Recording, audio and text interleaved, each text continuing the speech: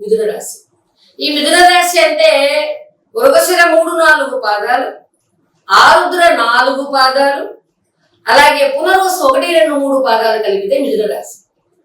మిథున రాశి వారికి గురువు సంవత్సరం అంతా ఏప్రిల్ 30 దాకా లాభంలో ఉన్నాడు. అంటే ఏప్రిల్ 30 దాకా వీళ్ళు అన్ని పనులు చేసేసుకోవాలి.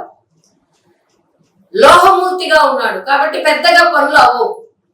సంవత్సరం అంతా కూడా వేరునందు లోహమూర్తిగానే ఉంటాడు. అంటే మిథున రాశి వాడు కొంత జాగ్రత్తగానే ఉండాలి, ఖర్చులు అధికంగానే ఉన్నాయి.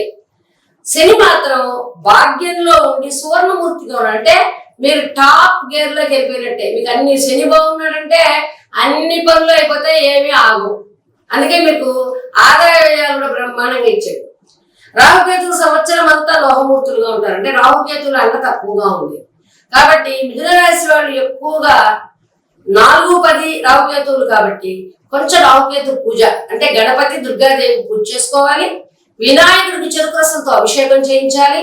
అలాగే గణిక పూజ కూడా చేయించుకుంటే చాలా మంచిది. తర్వాత 12/6/2024 నుండి 20/8/2024 వరకు, తర్వాత నవంబర్ 27 నుండి వత్సరం అంతా కూడా గురువు శుభుడే. శని 2-10/2024 నుండి 27-12/24 వరకు పాపి. అంటే ఆ ఒక్క నెల జాగ్రత్త ఉండాలి. రాహుకేతువులు సంవత్సరం అంతా పాపులే కాబట్టి రాహుకేతువుల యొక్క అండ లేదు అంటే మీ మనసు ఎటో పోతూ ఉంటుంది, మీ ఆలోచన విధానం ఎటో పోతూ ఉంటాయి.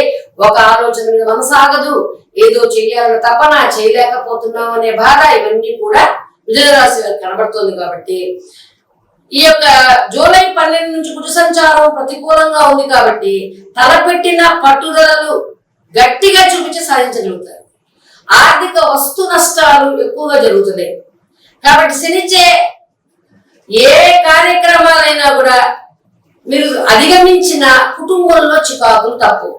ఏదైనా మీరు తాత తండ్రి ఆస్తులు పంచుకునేట్టుగా ఉంటే ఇక్కడ కొంత ఊరు వచ్చే అవకాశం ఉంది కాబట్టి ఈ సంవత్సరం కొంచెం వాయిదా వేసుకున్నటువంటి పనులకి ప్రతి నిత్యం ఏదైనా మనం రుణం చేయాలి రావడం, ఎంట బయట ఆదరణలు ఆప్యాయతలకు తగ్గటం, అనవసరంగా మీకు రక్త సంబంధికుల మధ్య తగులు చేయడం ఇలాంటివి ఉంటాయి కాబట్టి కొంచెం జాగ్రత్తగా మీరు సుబ్రహ్మణ్య స్వామికి వినాయకుడికి చెరుకు రసంతో అభిషేకం చేసి మీరు కుంకుమ పూజ కానీ చేసుకోగలిగి సుబ్రహ్మణ్య స్వామి కరావలంబ స్తోత్రాన్ని దక్షిణామూర్తి కవచాన్ని పారాయణ చేస్తే, అలాగే విష్ణు సహస్రనామాన్ని కూడా బుధవారం పారాయణ చేస్తే చాలా బాగుంటుంది.